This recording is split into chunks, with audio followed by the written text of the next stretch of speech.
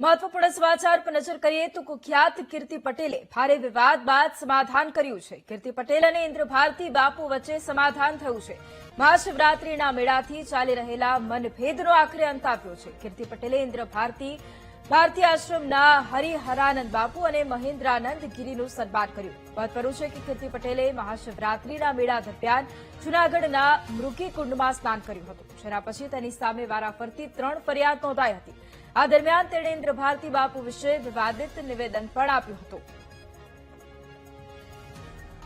અને આ જ મુદ્દે સંવાદદાતા જય ફોનલાઈન પર છે। જય, કુખ્યાત કીર્તિ પટેલે એક તરફ મહાશિવરાત્રીના દિવસે ભારે વિવાદ તેના કારણે સર્જાયો હતો અને ત્યારબાદ હવે ઇન્દ્ર ભારતી બાપુ સાથે સમાધાનની વાત અહીંયા સામે આવી। શું વધુ જાણકારી?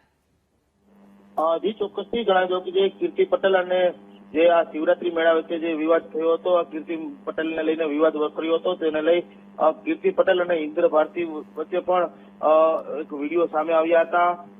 અનેક જે વિડીયો આવ્યા હતા તેને લઈ ગરમાયું હતું। જે સાધુ સંતોનો જે વિવાદ હતો તે ગરમાયો હતો।